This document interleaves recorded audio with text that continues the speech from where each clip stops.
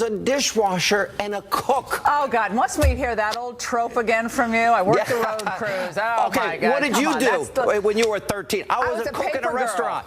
I was a paper girl, and I mowed lawns, and I picked blueberries. Oh, you know, I walked 10 miles to school in bare feet. Okay, that's what I did. Uphill both ways. I know. I got the story. Good Have to a great see you, show. Sean. All right, thanks so much.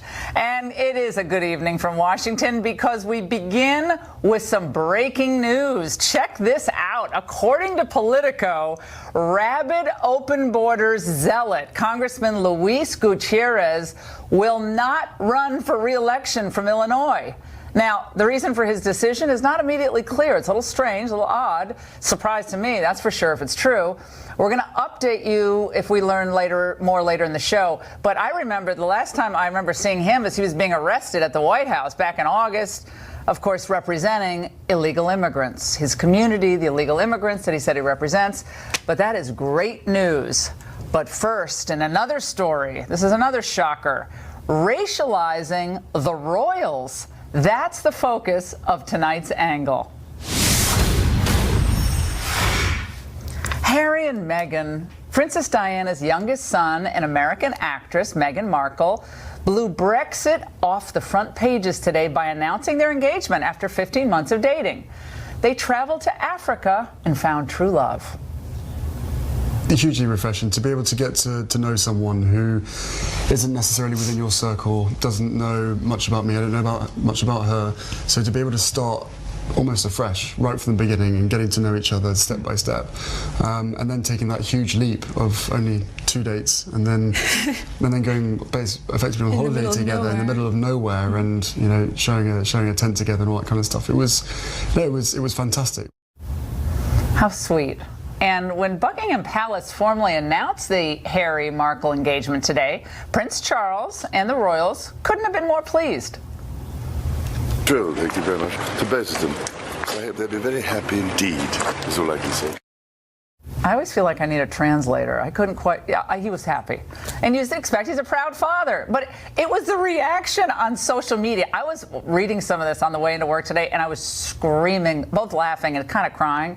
But it was kind of a shocker. Just moments after the engagement was announced, the social media was awash in racial overtones. And this was all because Meghan Markle's father is white and her mother is black. So suddenly, tweets and Facebook posts were harping on her racial identity. Now, warning, you got to forgive me here. There's a lack of basic grammar and punctuation, as in many tweets. Here we go. Some folks in England are about to lose their minds. Meghan Markle is biracial, black mom. She's older than he is, and she's an American actress. Hashtag black royalty. Another one. Good time to remind everyone that Meghan Markle is black, since I know y'all going to try and whitewash the out of her. Another. Meghan Markle's mother, Prince Harry's now future mother-in-law, is a black African-American woman, social worker from L.A. with sister locks.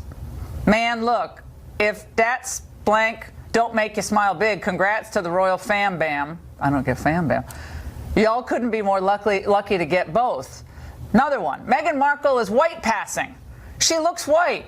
She's not even someone that like Jasmine Sanders, who has light eyes and very light skin, but you can tell is black biracial. I straight up thought that was a tan white woman. Another. How much black is Meghan Markle? I just want to know so I know how much blackness to expect from this wedding. Is she black enough for the Cupid shuffle wobble? Hashtag royal engagement. Another to torture you with. Y'all, Meghan Markle is of mixed race. We got a black princess. Hashtag Meghan Markle. Well, actually, Meghan Markle will not be a princess. She'll be a duchess. And I know we're fascinated by royalty, but must we transfer our racial hang-ups onto this young, happy couple? Can't we just celebrate and be happy for them for their engagement and leave it at that? And as for the racially obsessed, in point of fact, Markle will not be the first black royal in Europe. That would be this woman, the beautiful Princess Angela of Liechtenstein, who married Prince Maximilian back in 2000. And Meghan Markle's race is probably the least interesting part of this story. Now, why am I saying that? Because it turns out the Queen is permitting Harry to wed not only a divorcee, because Meghan was divorced, but possibly more historically significant, a woman who was raised Catholic. So let's forget about the race of the royal bride or how she identifies. We've had a biracial president of the United States, and we're about to have a biracial member of the English royal family. But not every moment has to be about race. Now let me get back to my Cyber Monday shopping. There's a royal wedding medallion and plate that I can order, and it's apparently 75% off. I don't care about the color of the plate either. And that's the angle. Joining us now to analyze, Horace Cooper. He's the co-chair of Project 21 and from New York. Clay Kane, he's the Sirius XM radio host and Democratic strategist. All right, Horace, let me start with you. Like, the morning, going into work, going to do my radio show, and I start seeing, I mean, there were some tweets that were they were so profane, as is Twitter is wont to be, that were so over the top. Like, get ready, bees. This is our bee who's going to be, in Buckingham Palace. I mean, getting a lot of things wrong about that, but why does everything have to be about race here? Why is it relevant to this? It's not relevant, and it's actually pretty sad and pitiful. Here's the thing. If this were 1955 and I saw some of these kind of comments, I'd go, which segregationist racist said this today?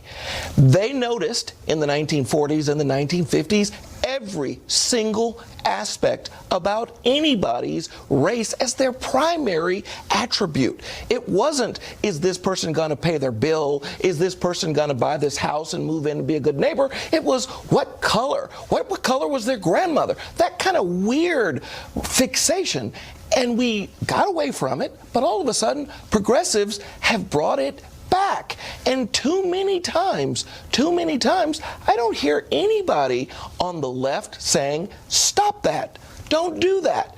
They condemn a lot of white Americans and many Republicans who weren't even around actively holding office in the South for their silence while this misbehavior was taking place. Well, we're here now.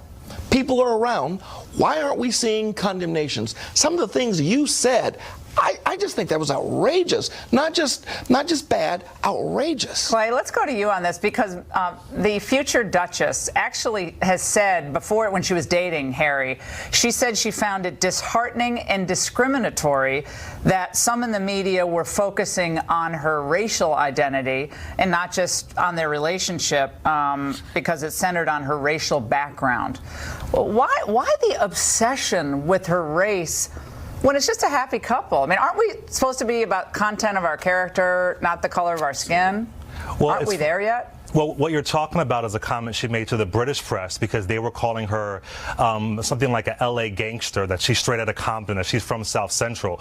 So the British press made her race an issue, and Prince Harry said stop doing that. Listen, I feel like Horace is acting like we are post-racial, that race doesn't exist. For a lot of black mixed-race people in Britain, this is something to be celebrated. You're pulling out some silly tweets from Twitter. I can find tweets from Twitter that are calling Meghan horrible names. This is a good thing. It's to be celebrated. And if you know the history of the royal family, you would know that this is a bit of history. Just like, when you have somebody breaking ground, you can celebrate that. But pulling out random silly tweets off Twitter from somebody, whoever they are, is ridiculous. And Horace always acts like racism is over. It doesn't exist. It does exist. So this is actually celebrating progress. But what is this? This has nothing to do with racism. But the point here is this has nothing to do with racism at all. This has to do with a happy couple. So when you say you're breaking ground, she wasn't elected. She fell in love with someone. Why is that breaking ground? She seems like a really lovely person. If you know the history of the royal family, you don't see many black or mixed race people in the royal family. And again, you're not a mixed race person. That's not why Harry married her. That's not why he married. Prince Harry is still symbolic, her, right? Laura. It's still symbolic, and it's still important. If you don't think it's important, then you're not a black or mixed race person from Britain. Okay. It's important. Wait. First of all, no, hold on. I have to ask both of you a question. I want to be fair and balanced here. And Horace, there is a sentiment here that certain black people aren't authentically black. I've seen it. directed at my old boss, Justice Thomas. I've seen it directed by people like Tom Sowell, other African Americans who don't think a certain way about race or act a certain way. Is there something about being authentically black? Is she not authentically black? I saw that all over social media today. I think that is the nasty idea that race is who we are and not simply an attribute of who we are. The truth of the matter is, if there were some tweets that happened to say, we like the fact that this wonderful woman has this background, and we had read that, we might have said, that's interesting. There were several tweets like that, Horace. But there were several tweets like that. My point is, there's been no condemnation of the kinds of comments that have no basis in reality and show a fixation on race. And we are never going to get to the point where people are human beings as long as we revel in this fixation. Listen. Clay, let's give you the last word. Okay. Acting like race doesn't exist is not going to make race go away. It's not going to make racism go away. We have to be able to see color and accept it, see color and talk about it. And acknowledging that she is a black mixed race woman is not a bad thing. I don't know why that threatens you or makes you uncomfortable or scares you. It's not. It's a good thing to be celebrated. It's progress in the royal family, and for a lot of black mixed race people in Britain, this is a good sign. It's a good thing. And maybe you just can't understand that or relate to that. I can't understand a racial fixation, and that's what we're seeing. Celebration is not fixation, Horace. Celebration is not fixation. No, it's not. Saying that she is a black mixed race woman in the royal family is not fixation, and you can't compare it to 1950. That drove segregation by saying the primary thing about a person. You know what, Horace? Race. I don't think that's what she wants. No, I don't think she wants that either. I don't think she wants that either. But she's just a young woman who's getting married. Exactly, and she's talked about her race. But why is so much in America? A lot of this came out of America. Why are so many and the British press is too, Laura. And a lot of these people are in the Al Sharpton, Jesse Jackson race-focused mindset. Al Sharpton didn't say anything. Why are we placing their hang-ups on this happy couple? They're happy because they're in love. Absolutely. I imagine Prince Harry is in love with her. It doesn't have anything to do with her skin color. It's that he fell in love with her. Again, celebration is not fixation. Celebration is not fixation. All right, both of you. I'll see you next time. We'll have another conversation about this, I'm sure. And coming up, Democrats are mostly staying quiet about John Conyers' sexual harassment scandal. What is that all about? That debate ahead. Ancestry DNA is the gift. Welcome back to the Ingraham Angle. As the John Conyers harassment scandal engulfs the Democratic Party, Nancy Pelosi is trying to put out the PR fire with just a little touch of gasoline. We are strengthened by due process. Just because someone is accused, and was it one accusation? Is it two? I think there has to be. John Conyers is an icon in our country. He has done a great deal to protect women. He will do the right thing. And is the right thing what? Resign? He will do the right thing in terms of what he knows about his situation, that he's entitled to due process, but women are entitled to due process as well. I can't even diagram those sentences. I try every day, but it never works. Pelosi's comments are creating the obvious blowback, not only from Republicans, but even also from some progressives. Democrats are fearing that the leader's comments reveal a party more concerned maybe with politics than protecting women. And let's face it, for all their war on women talk, the Democrats' message in some cases is just always talk. As the president declared in his State of the Union address, when women succeed, America succeeds. That's not just a phrase, it's a statement of fact. House Democrats agree. When women succeed, America succeeds. That was our bus trip. That's our agenda. We know one thing for sure, that when women succeed, America succeeds. And when women succeed, as my colleague said, the world succeeds. That's nice. And now Pelosi has put out a statement late today trying to walk some of those other comments on Meet the Press back. But the question remains, do the Democrats really stand with women? Or only when it might be politically convenient? Joining us now to discuss is Scott Bolden, former chairman of the Washington, D.C. Democratic Party, and Congressman Steve Russell, a Republican from Oklahoma. Even Gregory Meeks has said that he thinks John Conyers, he thought he should have stepped down as ranking member. But I got to go to you, Scott, on this. Nancy Pelosi, I couldn't even follow what she was saying in that appearance in Meet the Press. And look, the Republicans have trouble on some of these Sunday shows as well. But she said, and we cut this out of the soundbite, what she said, she's not really familiar with the cases. She gets really familiar really fast with allegations against Republicans. This is John Conyers, who has been in Congress for 52 years. And yet Nancy is willing to, or he needs due process and all due process. So it's nice to hear finally. Men get due process. Well, but the Republicans and the Democrats on the Hill believe that as well.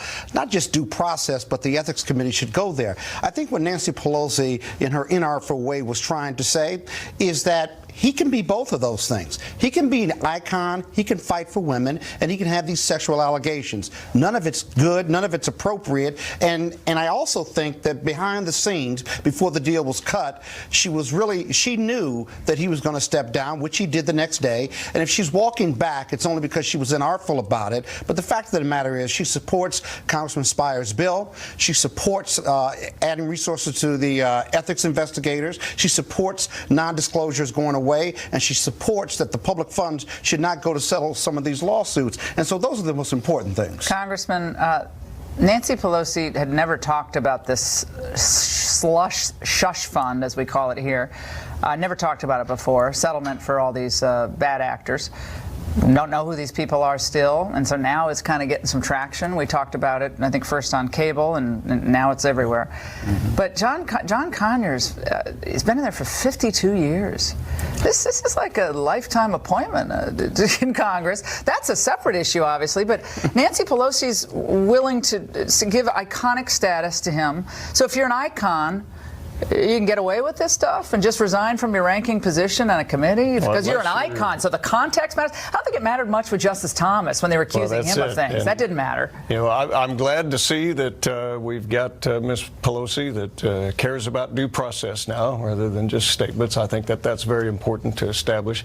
But look, I think where the American public is outraged is there's allegedly $16 million of government taxpayer money that's going to hide. Did you know about this, Congressman? Absolutely not. I'm on the oversight and government. Anything else that you guys don't know about up there? I'm on the oversight and government. It's like it's only $17 million bucks. But here's what I do know about. Even if that money were set aside, you can't use your MRA office funds to pay off somebody for some allegation. This has to be looked into. My question is, absolutely, why aren't, if he's admitted these settlements already, Al Franken's admitted his conduct. Like, I'm not for... Well, the photos kind of... Yeah, he already came out of it. Mm-hmm. But why, if there's such a concern about women, we're always concerned about women in general. Women's reproductive rights, women this, we're for women, we're violence against women.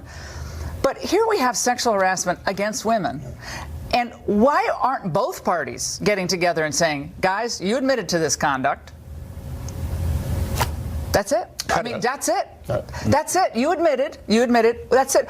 Both parties should get. This is a part of bipartisanship that should be obvious at this point, shouldn't it? And I'll let you go on this, Scott. Yeah, I certainly think so. Not the context of his iconic status. Yeah, but Laura, the fact that he's iconic status, he can be iconic. And he can be a sexual abuser. Clarence Thomas was only the second black Supreme Court justice. Another time, another place. He never got any of it. He never, ever got any of the context. He just now got into the African American. Well, he got no context. He got no. Another time, another place. Yeah. Well, I'll tell you what. Listen, let's be transparent about it, right? And all Democrats, all Republicans, either send it to the Ethics Committee or not. But let's start with Donald Trump. But let's start with Donald Trump. Why isn't the Ethics Committee investigating Donald Trump? He didn't admit that he denies his conduct. No, he denied. He admitted he denies that he said something he shouldn't have said. He admitted it which I condemned at the time. Right. Exactly. But so why has he not been investigated? So you want to undo the election? That's not going to happen. Let's talk in the world of reality. The world of reality. Why should any Democrats be investigated? Or Republicans, like Joe Barton. Why should they be investigated at all? If you're not going to start with the president. We can take a typical play out of the communist playbook, which says admit nothing, deny everything, make counter accusations. For both Democrats and Republicans? Sure, but here we have a situation where you've got Senator Franken, who has photographs that, okay, you know, before he was comments and rhetoric was okay, but now we're going to use a double standard with other people that are seeking election that are allegations. Wrong is wrong. On there, we're in violent agreement. But here's the thing. You cannot use taxpayer funds to hush people up. We've established that. We both agree on that. But I think there is a raging double standard. There is. A lot of congresswomen and congressmen who claim to be all pro-women, they're all violence against.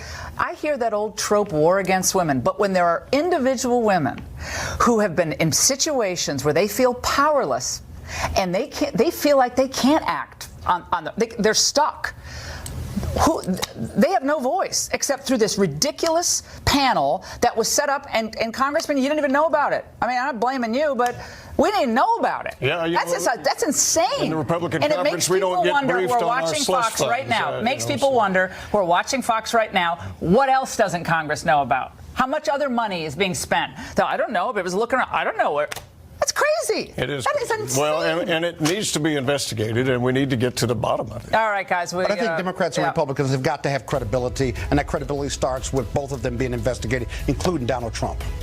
So you want Trump investigated? I do. He's got 19 sexual cases against him, or accusations, and he admitted it on the air. Not what he was going to do, but what he'd done to women already. You have language. We're out of time. You have language and you have actions. And the press likes to say the president's ratings are low, but they sure aren't as low as some in the mainstream media. We'll tell you about that when we come back.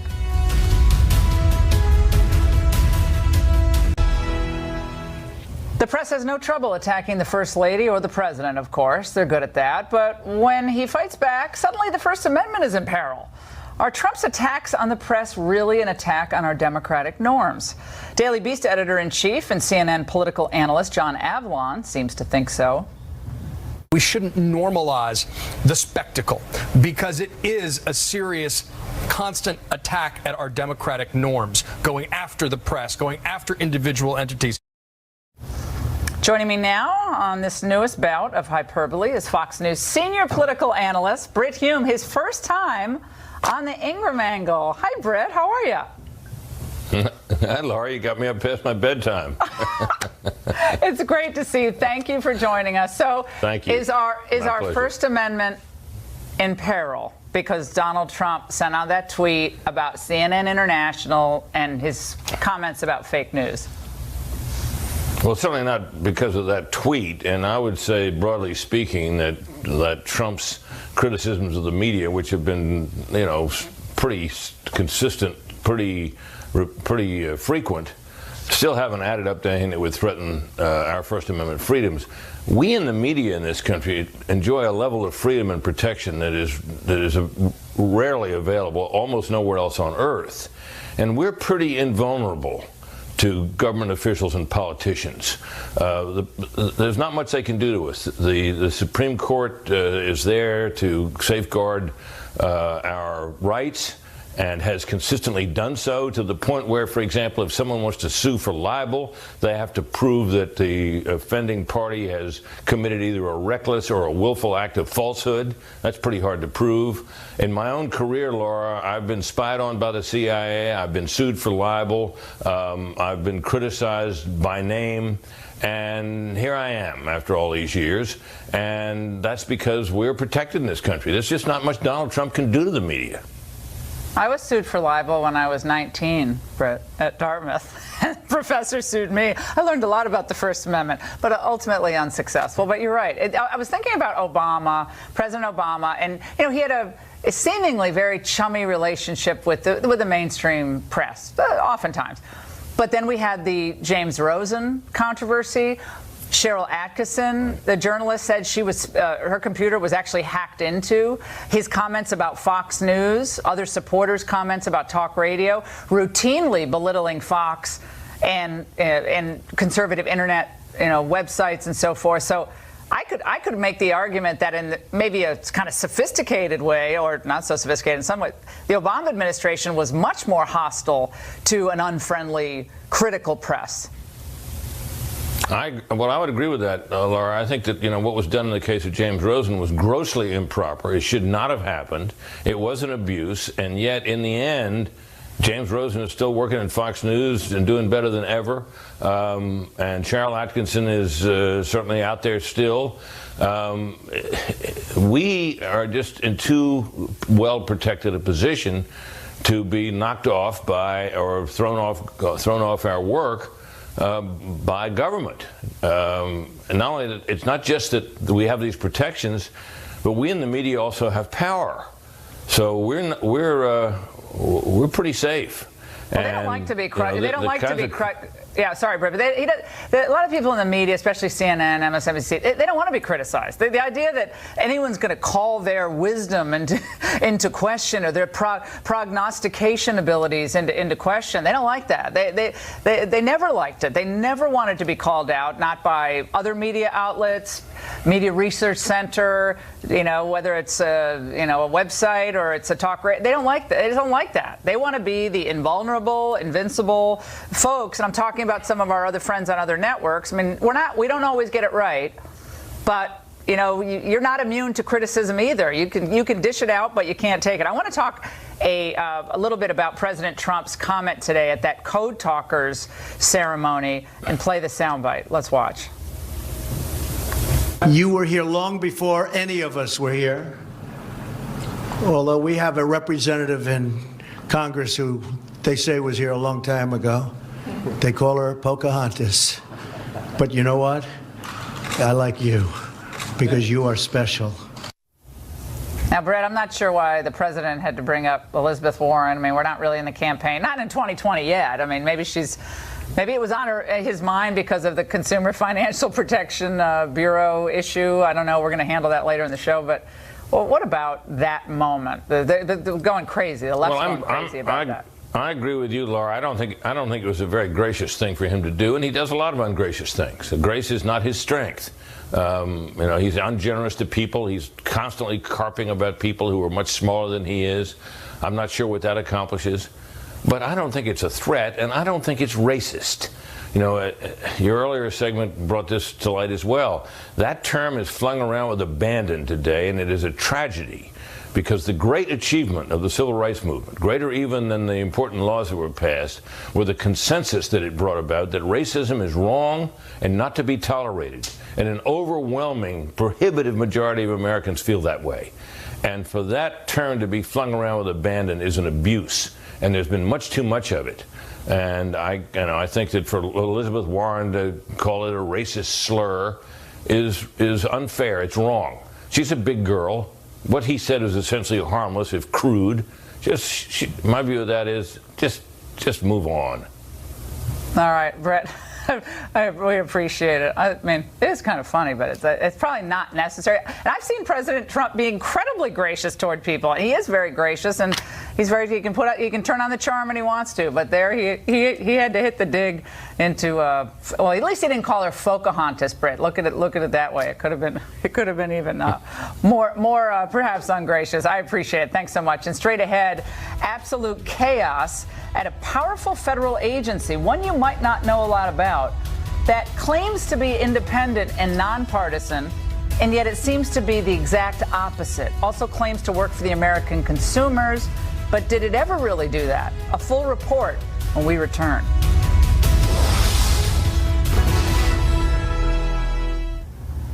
Don't you think it's kind of hard to find ways to attack First Lady Melania Trump? She's poised, she's dignified, incredibly gracious. And attacking her shoes, well, they tried that. That didn't work. So the media's latest tack is to insinuate that the First Lady is like Eva Gabor in Green Acres.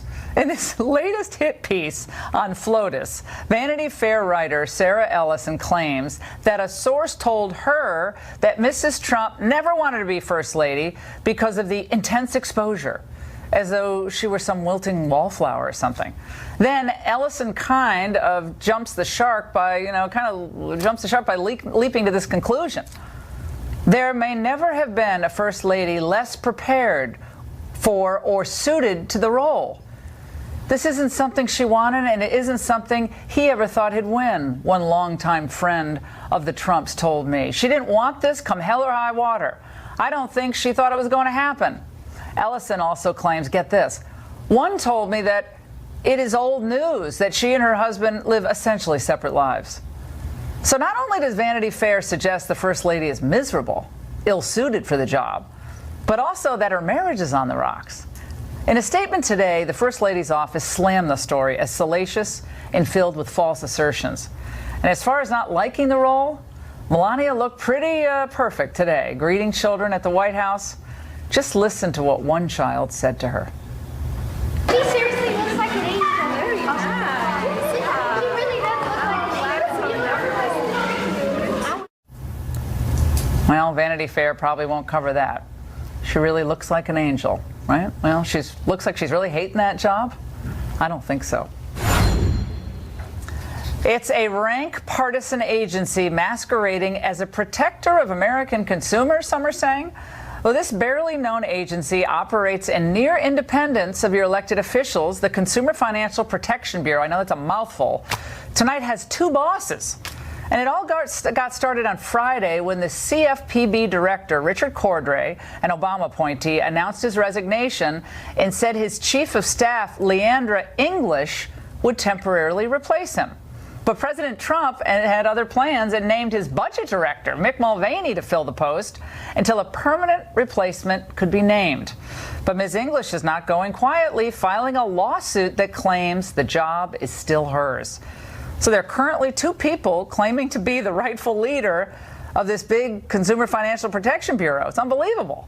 So what exactly is the CFPB? Well, it was created by the infamous 2010 Dodd-Frank bill, and the agency targets financial companies engaged in what they believe is unfair and predatory, deceptive, abusive practices.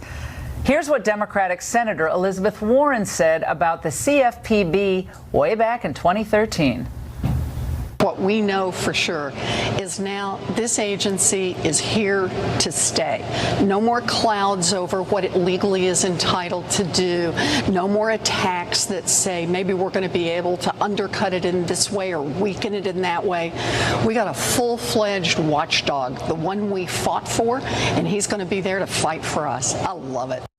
I have two watchdogs. I love watchdogs. But the employees of the CFPB aren't just a bunch of fair-minded, nonpartisan group of bureaucrats. According to stats dug up by the Washington Examiner, since its founding, the CFPB employees have given money to Democrats 593 times and only once to a Republican. Joining us now for reaction from Wisconsin, Republican Congressman Sean Duffy. He sits on the, I think on the Finance Committee, right? And here in Washington, Robert Weissman, president of the advocacy group Public Citizens. Congressman, let's start with you. It's a watchdog. It's returned all this money, billions and billions, $14 billion to the consumers. So, why all the chaos over there, and why do Republicans think it's just, it's just up to no good? So first off, we're shining a light on the CFPB, but those of us on the Financial Services Committee, we've been dealing with this for the last 7 years. Mick Mulvaney used to be on that committee with us. And Laura, you have an agency that can draw $600 million from the Federal Reserve. They don't get money from Congress. And you have one very powerful director. And as you mentioned in your intro, you have an agency of thousands of little Elizabeth Warrens that are just as radical and just as progressive as she is. And they're wreaking havoc on the free enterprise system all across America. And this is an agency that has to get under control, and all Americans believe in consumer protection, but when you have an agency that's promoting a progressive agenda and not protecting consumers, that's where we all have issue. Robert, that's a big difference. 593 donations to Democrats, one to a Republican. I mean, I don't care what party you're from. Like, how can you, with a straight face, say that's a nonpartisan, independent agency that's just a watchdog? Well, I think you have to look at what the agency's been doing, and what it's been doing is what it's supposed to do. It's been protecting consumers. It's issued more than $12 billion in fines and charges that have been paid back to consumers. Almost 30 million Americans have directly benefited from exposure of rip-offs and cheating by big banks and other financial institutions. It's deterred billions more in rip-offs. It's doing exactly what it's supposed to do. The banks have tons of their own regulatory agencies. They got Goldman Sachs running the Treasury Department, Goldman Sachs running the SEC. They got Goldman Sachs, One West, as the comptroller of the currency. This is the one agency that's supposed to work for consumers, and it's been doing the job. So there's a guy who used to be head of enforcement, one of the enforcement attorneys, Ron Rubin, who talked to us today, and he said he was actually in meetings where he would hear some of the top people at the CFPB talking about appointees they might bring in, new hires. One guy's like, well, he's a good liberal. Then he's like, oh, I was just kidding. Like there's a gatekeeper there about the type of people you're going to hire and the type of people you're going to bring in. And they might not have it written down, but it sure seems like a political litmus test that's unspoken for you to get through the door at the CFPB now. Maybe not in the early days, but certainly now. Well, I think you have an agency that's been doing its job with, unfortunately. So only with Democrats, like for mostly Democrats. They're doing their job with mostly Democrats. I have no idea. Democrats the only gatekeepers for the people? No, I have no idea about the sort of. You don't know? That's 500. But what I do know, if you're protecting them, what I do know is Mick Mulvaney says he wants to destroy the agency. He thinks the agency is a sick joke, and he's going to turn it over Congressman, is it a sick to Wall joke? Street. Is it a sick joke, this agency? Can you defund it in Congress? Trump can't shut it down. He can't drain the swamp totally, right, here? So, Laura, the next director can actually request not $600 million, they could request $10 million. So they can actually force Democrats to the table to reform this agency. But we had a bill that would have absolutely restructured the way the CFPB works. And the largest banks in America were opposed to that bill. And the small community banks and credit unions that serve the community where I live, they're the ones who supported this reform to the CFPB. What they've done is they've increased the cost of credit, whether you get a mortgage or an auto loan. They've caused small community banks and credit unions to go out of business or consolidate. That hurts the most rural parts of America. And here they say we want to be isolated from the Congress and the American people. Well, if you're doing the good work of the American people, Laura, you shouldn't have to be isolated. The American people will applaud you. But if you have a progressive liberal agenda, you have to then be protected from the American people because they're going to shut you down. And that's why Elizabeth Warren had to separate them from Congress and Congress's ability to fund them because they knew it had a radical agenda. So, Robert, do you think there should be any reforms to this at all? Any reforms to the agency? I think if you know what you should do, Laura? I think you and the viewers should go look at the website of the CFPB, and you'll see an agency. We'll run to that tonight, I'm sure. But go ahead. It's a website that doesn't look like other governmental agencies. No. It's actually clear. The Federal Reserve pays for this, right? They kind of insulate themselves because the Federal Reserve profits pay for it, correct? They're funding it directly from the Fed. Yeah. Absolutely.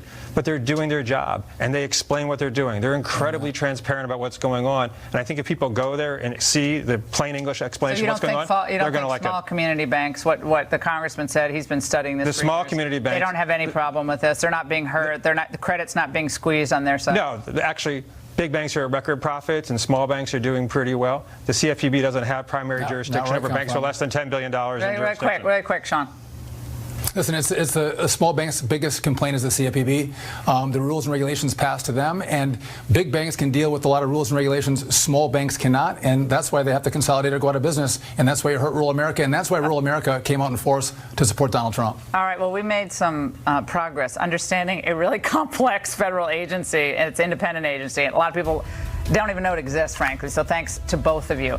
And speaking of free speech, concern is growing that China may actually be silencing Chinese students at American universities, pouring billions of dollars into education in this country. So is this a Chinese Trojan horse infiltrating American higher education? It's a stunning story and an uplifting NFL story. At least it happened at a game.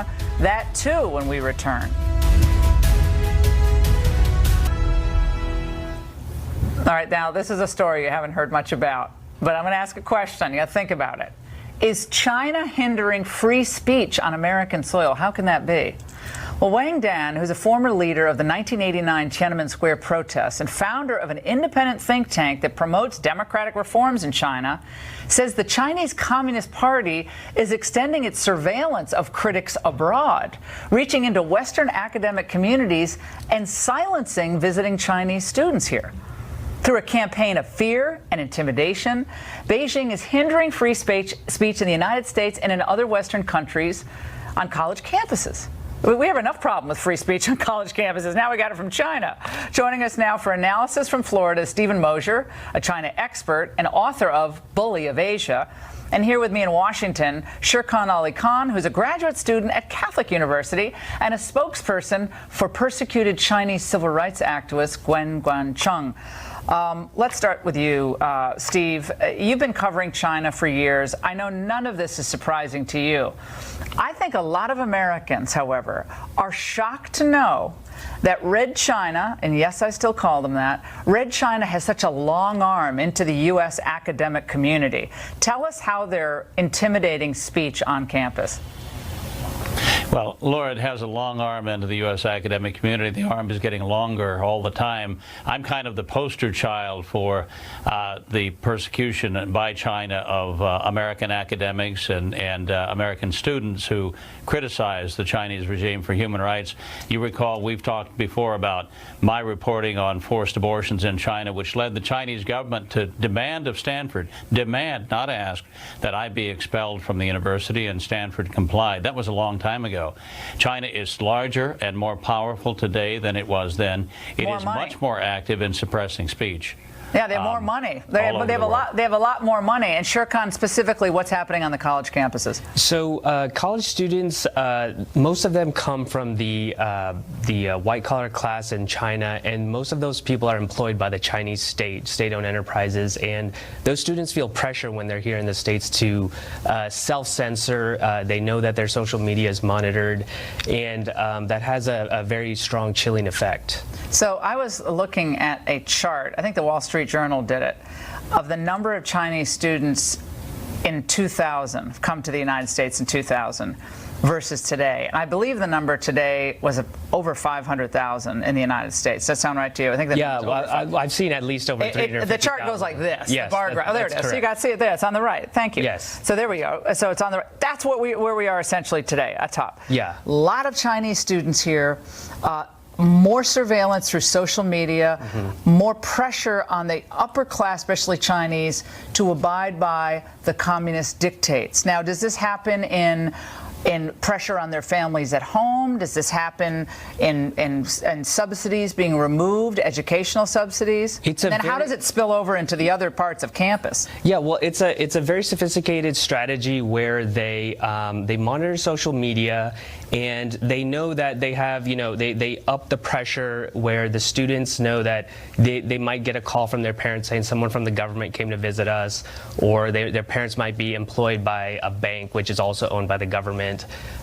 Or if they really step out of line, the government would actually imprison their family. How do we allow this, though? I mean, this is, Stephen, I got to go back to you on this.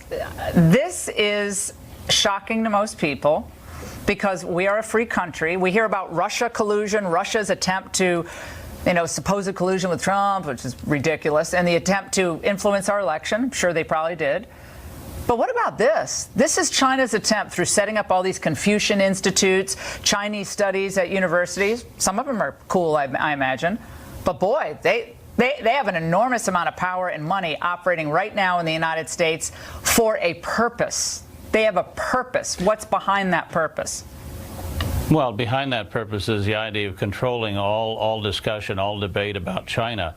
And they've set up hundreds and hundreds of Confucian institutes around the country.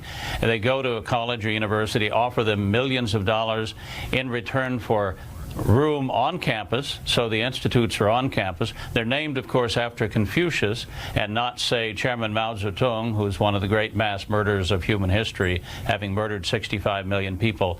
But there are certain things that are not allowed to be talked about at the Confucian Institute. You can't talk about the 3 Ts, they're called. You can't talk about Taiwan. You can't talk about Tibet. You can't talk about Tiananmen. You can't talk about Taiwan because Taiwan is free. Tibet wants to be free. They shut it down. They do the same thing in Hollywood. There's certain movies aren't going to be made. Google, Facebook, all shut out. We're going to do a lot more on this. Thank you both for joining us. And finally tonight, thank you. A feel-good story amid a storm of bad ones in one particular sports league.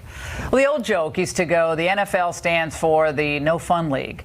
And that's been especially true this year. Players on their knees. You see all the empty stadiums this past weekend? It continues 12 weeks into this. Falling revenues. And Roger Goodell, the commissioner, who wanted $49 million a year salary and health care for life for his family. But there was one really redeeming image on Sunday. Check this out. 98-year-old Pearl Harbor survivor Mickey Ganich was ready to take the field. Age be damned. A well-known local figure, a diehard Raiders fan, Ganich was honored in the pregame ceremony during the Raiders' salute to service. They're doing a lot of salute to service now because I think the blowback they're getting. Ganich was 22 and stationed at Pearl Harbor, getting ready to play some football with his pals. from the battleship Pennsylvania when the Japanese attacked and changed the course of history. And of course, this honor represents the latest in a long line of these last-ditch efforts from the league to save face in the wake of all this Colin Kaepernick controversy. That's the kind of kneeling that we love to see. I loved it. It was an amazing image. God bless him. He is the best of what this country represents, and the league is suffering, as they should, for what they allowed to happen for all this time. Well, that's all the time we have left tonight. Shannon Bream is up next. Miss Shannon, take it away. Good